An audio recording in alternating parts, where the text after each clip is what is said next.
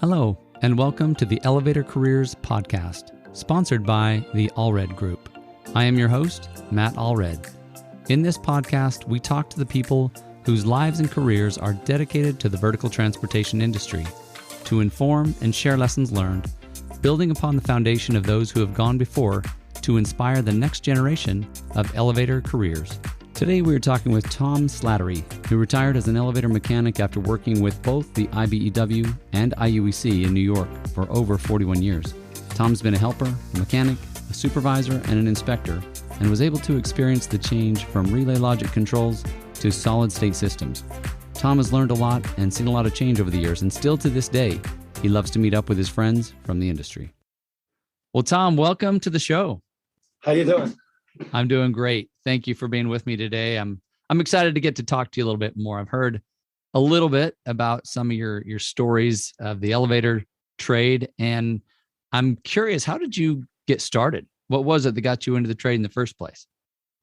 Well, luck, actually. At the time, I was going to college for computers after I got out of high school. And my sister was dating a guy that was a salesman in the elevator business. And he told me, hey, you want to work out in the elevator business? I didn't know I was scared as anything. I was 19, 20 years old. Right. And I was like, okay, let me check it out. And for the last 40 years, I've been working in the elevator business. It was just one of those things. Most of the time, you need that one person to get you somewhere. And it's up to you if you can make it or not. And it just became me because I wasn't an office person per se.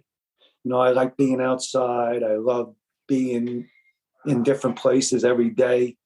And this job just fit my habits. It was always nice to go somewhere different, see something new. And I worked in Manhattan, so it was always fun. Always different. Well, have you ever looked back and said, man, I wish I'd have finished up my computer degree? Or did you go ahead and finish and then jump into the trade? Or did you go straight into elevator trade? Well, at the time, it was the late 80s. Computers weren't as big as they are now, obviously. And I took some computer classes in high school in Manhattan. I went to LaSalle Academy, Catholic High School in Manhattan. And then when I went to Kingsborough Community College in Brooklyn, I was going in to start learning how to write programs and everything when that all happened. But then once I got into the business, I just never extended, and the computers became to the elevators now. So if you knew anything about computers, which everybody does now, obviously, but back in the 90s, this was all brand new to everybody, especially the old timers, right? Because all these relay logic controllers were, being taken over, and they didn't like that idea, because they were growing up learning all that. And now it became a little computer and nobody really like, oh my God, what's this, So you went straight from the community college into an apprenticeship. Is that correct? Yes, it was actually IBEW in New York. I was with the electrical union. It was their local trade. They had the EE division, which was electric elevators. Also in New York was Local 1, which was the International Union of Elevator Constructors, which was also maintenance and others. But for 20 years, I worked with Local 3 because I worked for a company called Flint Hill Elevator. It's a private company, and they had a lot of big contracts in Manhattan, and they were very large. So we really never had no problems. And later on in life, it was like, okay, the best union to be in is Local 1 because they only worry about the elevator guys. It's only an elevator union. Right. And IBEW was everybody, the electricians were God to them, We were just a bunch of stepchilds. But as now that I retired and realized I never touched any of those additional annuity funds and this and that from Local 3, I found out I had, a whole bunch, almost $100,000 saved up because I never took any of that money out. It always came out of your check, went into an account. And still had your name on it after all those years. Huh? Yeah. And even though I would always get the stuff in the mail, I just throw it to the side. And at the time, it was invest in this, invest in that. And I was trying, and I was seeing the money going up and down. And then I was like, oh, you know what? I'm just going to put it in what they called capital preservation. So they used your money and you would get more interest out of it over the years. And then 20 years later, I got into Local One, which was everything. It was a higher rate. It was different, a whole bunch of different ways that they did things with money. The union dues wasn't as bad, but when something happened and somebody had to cover your back, the union was there for you. So it was always good because they just couldn't fire you per se. They had to come up with a reason, or they didn't like the clothes you were wearing, wouldn't cut it, Sure. Like you said, they taking care of their people, making sure that you were that you weren't just fired arbitrarily. If somebody's going to get rid of you, there was a good reason. It was an to elevator union, though. That was what was more concern, and the rate of pay was much better. I mean, in either one of them, you can always get whatever rate you want. Depends on who you work for and how much you know. I mean, they're always looking for talent. Whatever they're willing to pay you, in other words, depending on what experience and knowledge you bring. Is that what you mean by that? Well, yeah, but basically, like also, if you're looking for, at the time when you're looking for a job in Local 3, you get right in and stuff. But Local 1 was more, how would you say, more like elevator controlled, where, most of the guys, they looked out for each other. In Local 3, it was like we were just EE division. We can only vote, on certain things, but if we had to vote for our contract, we were on strike with Local 3, we were on strike with Local 1. So it really didn't matter. But to be in just an elevator union was so much more interesting and more career related to it, Gotcha. How did you come to that decision that, hey, I'm gonna change from Local 3? Was it from Local 3 to Local 1? Was that a company decision, or was it just, hey, I want to change? I lucked out. I wanted to get out of Brooklyn. I had a wife and two little girls, and I didn't want them to grow up in where I was living. So I went upstate, and I just said, okay, I'm going to leave Local 3, and I'm going to go work for an elevator company. It was a private elevator company, and be their supervisor of the mod and maintenance stuff. So I wound up doing that, and then I met a friend of mine up there. And he worked for Local 1 company, which was ThyssenKrupp Elevator. And he was like, hey, what are you doing? I'm like, hey, he says, why don't you come over to Local 1? You were in Local 3. And at that time, Local 3 and Local 1 were a little bit of fighting over everybody. Local 1 wanted the elevator guys, and Sure. They were trying to get them in and over. And just again, God bless, I lucked out. And he said to me, he says, hey, I can get you into the union up here. Doesn't matter whether you're in New York. It's Local 1 is New York, New Jersey, as well as all over the country. Sure. But it's Local 1. And they're the largest. They got more people in Local 1 than the rest of the country has anywhere else. Right. And next thing you know, I was working for them, and the rest is history too, because I just kept on going wherever the times went. And I still had to go back to Manhattan after a while, because that's where all the work was, and in the 5 boroughs. Sure. So I wound up moving all the way up there, an hour and a half, to come all the way back down every morning, with the company vehicle or this. They would always give you something, Right. So it worked out really well. So you actually left the union to go into a supervisory role. Is that what happened? And then you came back. But I was leaving the union. I was just getting out because I actually found a house I wanted to live in. I was going to say, listen, I know what I'm doing. I know I can get a job anywhere. Sure. And I went up there, and I wound up finding somebody at the D&D Elevator was called. And I knew the owner of D&D through his father years ago, and another gentleman. And he was like, hey, you want to come and work for me? I was like, okay, sure. I'm not doing anything right now. I was looking for a job. And I was looking for a job. I was at a company up there that I was looking to get into before that. And then when that opportunity came, I jumped on it, wound up working for him for about, I think it was 6 or 8 months before I had the opportunity to go into Local 1. Gotcha. Okay. And then from there, like you said, you came back, you started working again in Manhattan at some point. How long before you came 9/11. Okay. 9/11, I had to come back down because I had an elevator inspector license. And Thyssen needed an elevator inspector down in New York City because the one guy that was at the World Trade Center actually wasn't going back to work. He was done. He was, he was around the area at the time. So it was then next thing you know, here I am back in Manhattan. After working, it was Westchester County, which was everything was hydros. So after coming out of Manhattan, where everything's traction and you got machines and this and that, I was like, okay, everything's a 3-4 story building and office buildings. It was like just hydro cars. I was like, this is really retirement time right here. No more slinging cables and changing cables. And so I pretty much I stayed on the electrical end of it because I worked in repair, when I was in New York.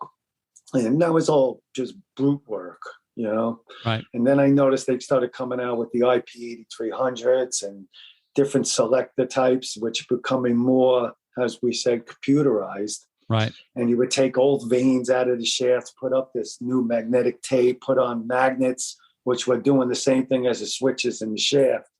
So I started wiring those things up. And next thing you know, I was in here, and then they made me a supervisor at Thyssen. And for a while, we were doing really well with them. And then something happened with Thyssen, if I remember correctly. And then I got a job with Otis. Okay. And then I was working with Otis for a long time also. Is Otis the one you retired from then? Yes. Okay.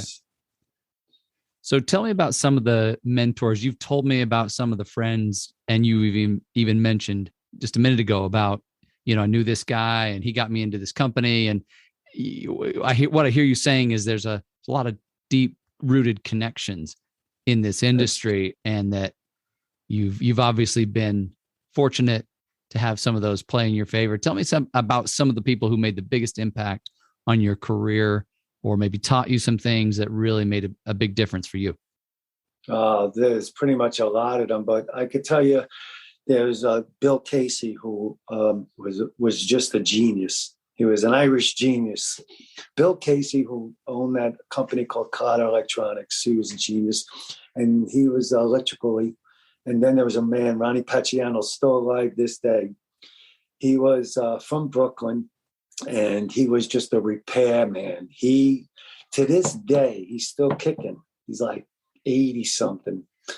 And he still remembers jobs. Remember that time when we were doing this? He would do, one time, he put my skinny little ass on the back of a beam in the projects in Brooklyn because we didn't have the correct rigging to pull a machine out of the motor room. And he says, listen to me. He goes, you go up there and I want you to sit on this beam and you don't get up until I tell you. And I'm like, you're going to do what? Rig a machine out of the motor room with me sitting, I weighed 130 pounds maybe at the time. And believe it or not, I sat there scared. And he just knew how to do everything the correct way and got that machine out. And then he was like, okay, come on down now. You could get off. And I see that machine down on the street level. I'm like, oh my God. I didn't get to see what they were doing because I was praying to God. I didn't get catapulted over the thing from the weight. So were you the counterbalance? I mean, that's what I'm trying to understand. That's exactly what I was. I'm glad Oshie didn't see that one, right? Oh, yeah. They got the truth. But the guy's a genius. You could talk to him over the phone and he'll tell you how to do something. And basically, people like that, a lot of them. Then, over the years, there was another gentleman, Ben Ciano, who I worked with at Thyssen. And he was just a great, everybody had great attitudes, and they were always willing to help. And, it's up to you if you wanted to learn. They didn't care if you didn't learn. Sure. You needed to learn. But you became more friends with them when they seen, hey, you got an interest in this and you want to learn more. And then over the years, we still, to this day, meet every year up in Hunter Mountain, a whole bunch of them, and have fun. hang out with my old friends and then still hang out with the old timers. And it's real fun.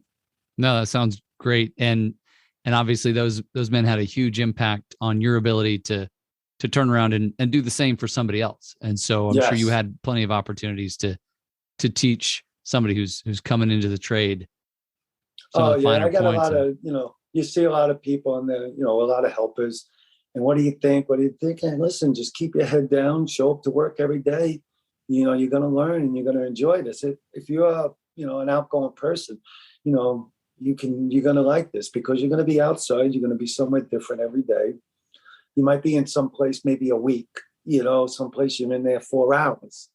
Right. So, changing governor ropes or, doing different things. And every day was something different, which made it so, and you learn so much more that when you do become a mechanic, you feel empowered to say, wow, now I got to teach this guy. And I had plenty of helpers that didn't want to do anything. It's like, all right, no problem. If I had to work harder, then it just made their day a lot worse. Right.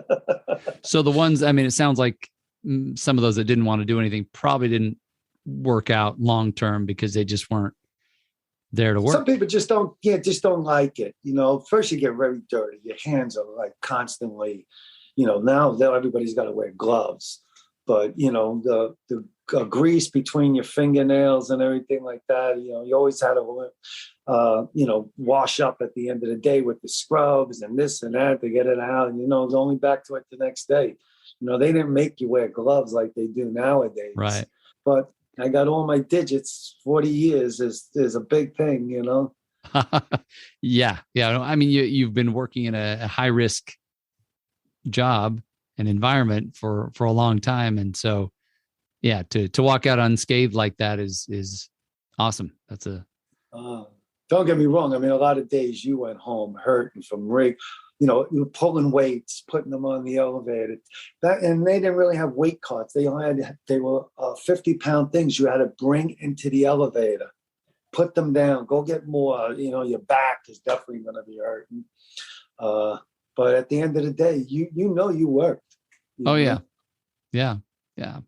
That's amazing. If you were to give some advice to somebody coming into the trade, maybe they're new, what would you tell them? And what are some of the things that have contributed to your overall success? I would tell them to just keep their head down and learn, listen, shut up. Don't try to think you know it all. Shut up, listen, learn. And sometimes you have mechanics that really don't know what they're doing. So you got to decipher what's right and what's wrong. And you can in any way, because if that elevator is not running and this guy thinks he knows what he's doing, he obviously doesn't. He might know more than the helper, but he doesn't know more than somebody that has a little more experience. So everybody's going to fix everything. I'm the best thing ever, but you learn and you sometimes just shut up and just listen. And that's basically it. And show up, always be there on time. Be there before the mechanic, If you start at 8, be there at 7:30. And you realize that, you see things that might not, again, so you got something that just got delivered and you were there early. And that now that a mechanic might appreciate it. Maybe he had a fight with his wife and got in a little late. Right. But now he can trust you. When you got somebody next to you on top of an elevator, and they're pretty much looking out for you. Everybody's got to look out because one bad move can cut your head off. Yeah. I lost a couple of friends. We had, one of them was a platen plate. He was doing a hydro job on 43rd and Lex, I think it was, in this place called A1 Security. And then if you went into this place, it was locks and everything all over the place. The place was like a library of just locks. Sure. And they were doing a thing that ran the car all the way up. And they were going to lower the piston down after they hung the car, not realizing they never took off the platen plate, which the piston runs on the platen plate, which is supposed to be secured to the steadying plates underneath the cross beams underneath the car. Right. And what happens was they started to release the pressure and he went into the pit. and the platinum plate came down and hit him, and he was in pretty bad shape for about 5-6 years before he passed. Wow. He's a good friend of mine, and stuff like that. You just got to be really, really, really cautious. You want to go home at the end of the day. That's the main thing. Nobody wants to get hurt. Sure. Nobody goes out to work and say, I'm going to get hurt today, Yeah. But yeah. just be conscientious of your surroundings at all time. Stay within the perimeter. Nowadays, it's a big difference. Again, I keep saying that because it was different. We weren't as safe. We were safe per se, but now with all the, the big companies, it's God forbid you do the wrong thing. But then again, they want you to do the wrong thing when they don't have the correct equipment. But that don't mean anything. They don't get fired.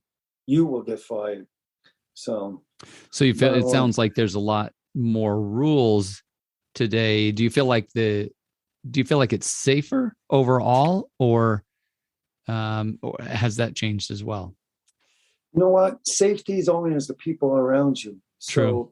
So, it's if people are safe, they're going to be safe. And back in the day, it was everything. Nobody, and I don't think once, that there was, you always get that little bruise or something falling on you or something like trying to tighten down on something too much. And, little scrapes in this, but nobody, ever on the job that I was on really ever got hurt.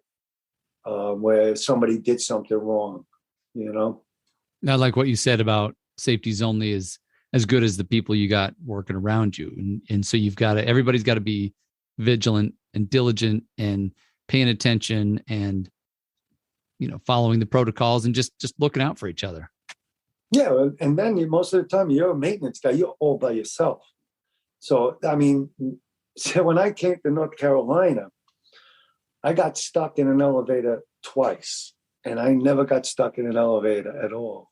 A lot of years. I found a way of getting out. Sure. Now with the door restrictors and all these other pieces that they put, like Otis put on these retractable edges, and they put stuff on the doors so you can't get out of the elevator. The door only opens 2 or 3 inches. And if that happened in the day before cell phones and all these other things, you were stuck in there pressing the button and the phone never worked. Right. So you might be there a long time, in other words. Yeah, until some you didn't get home that night, or somebody said, well, where is he? And there he is. Where was he last? Call work. What job was he on? Right. Got to go find him. Yeah. And there somebody's stuck in it, falling asleep. And you never know. What would you say is your favorite thing about the elevator industry? You mentioned never really looking back at your computer career, and you just stuck with it for 40 years. What was it that you love so much?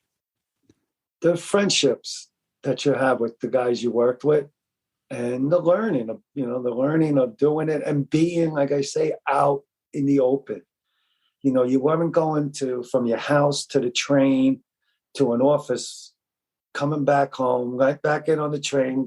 So you went to this building, and then you met this, or met this super at this building, or this building manager was really nice over here.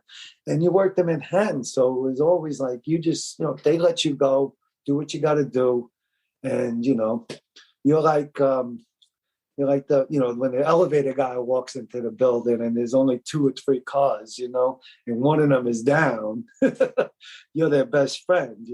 So you probably started earlier, and you were trying to get it all done before the mad rush comes in. Is that right? No, most of the time it's you got to take it out. It could be a 4 or 8 hour job, 12-hour job. So if the elevator was out, you always, the barricades. We didn't even have barricades back in the day. We just closed the door. Nobody knew we were inside until maybe something might have fell down the shaft or something. They'll be like, bing, bing, bing, bing, What was that? Oh, nothing. The guys are working in the shaft, But yeah, that's pretty cool. What do you miss the most? Is it those friendships? Is there anything that you miss about being retired? That was it when I first got retired, because I retired in New York, and then I had my license, and I was doing inspections in Manhattan, and it was even better. I was getting to Manhattan at 9 and being on the train going home at 12. Wow. Because I would go there and all I would have to do is go into the buildings and talk to the manager, tell him I got to check the inspection tags on the elevator, go up there, check the 1, the 3, and the 5-year test, put the dates on a piece of paper, go down, go to the next car, or go to, you can only do 5 cars in one building in a day and 8 total. Really? So, okay. Yeah. And it was a great job. And, and then again, I met such a nice dude that I still call Charlie Marone. I met him at the class over in, I went up to New York for my class so I could see some more of my friends. And Charlie, a guy from Long Island, a little older than me, he's like such a nice guy, such a sweetheart. And me and him sat together, and I met like 5 of my other friends at the thing. It's like you have friendships that last a long time. And even though you don't see them for a long time, everybody goes in their own direction. When you do see each other, it all comes back. Hey, remember that job we did here? Remember when we did the cables over here? Remember when we were over there? Well, and that's what it sounds like, that you've kept those friendships. I mean, you talked about going up into the mountains every year and kind of a big family reunion. Yeah, pretty much. And it to this day, it's still fun, and it's you just bring back so many memories of, growing up in this business. It's good. Like you say, you're always going to have bad bosses and, people that, you might not like. To even then, there's a lot of guys I disliked, but as I got older, I realized, it was more me maybe than them. You even learned to like them, huh? That's yeah. great. And then now we're still great friends, guys that still go up to Hunter. Now they're they're all great friends. When we sit, we have dinners and we have lunches together. And then at night, we're all having, we're staying in the rooms and we're, because they all own houses up there. And we just party and having fun, just remembering the old times. That sounds like a lot of fun. So I've got a question about, you mentioned that things have changed. Is there anything, if you could change one thing, maybe wave your magic wand, what's one thing you might change now, maybe keep it the same as it used to be, or what would you do if you could just change one? Change one? I don't know, to tell you the truth. Maybe not get married the first time. No, I mean, everything went good. I mean, over the years, now that I think about it, I mean, like you said, a lot of times I was more angry than anything, but realizing that it doesn't matter, the most important thing is coming home at the end of the day and not being hurt. Yeah. Not hurting somebody else. Yeah. God forbid you drop something by accident, you don't mean to hurt anybody, but I never hurt anybody, by, kicking something. You don't even know, inadvertently, you could kick something off the top of an elevator. And if somebody's in the pit, you have to be cognizant of if anybody's below you, even when you're in the shaft alone. And other elevators, some things fall. Things fall all the time. Sure. So, hey, okay, you hit the other car. Now those poor people are thinking, oh, my God, the building just came down. Because that's a scary thought for somebody that doesn't, just hitting on it. Happy day, like watching the numbers go 2, 3, 4, boom, They start hearing things falling. Yeah. Yeah, absolutely. Well, you've got really, I don't know, to maybe, maybe be a little more smarter, that's about it. That's awesome. You've got a lot to be thankful for. Like you said, just coming home safe every day and build a lot of friendships. You learned a lot. Take that for granted sometimes, Oh, it's easy. Yep. Yeah. And then you see somebody that gets hurt on its sight and you're like, and then at the time I was young, then I started having kids. Now you got something, that's very important to you. Absolutely. So. Absolutely. Well, thank you for talking with me today. You've shared some awesome memories, some good things to keep in mind. And it's my hope that others can hear you talk about a wonderful industry and build their career upon some of the things that you've learned. Yeah, for sure. Well, thank you, Tom. I appreciate it. All right. Thank you, Matt. Appreciate it too. Thank you for listening to the Elevator Careers podcast, sponsored by the Allred Group, a leader in elevator industry recruiting. You can check us out online at elevatorcareers.net. Please subscribe, and until next time, stay safe.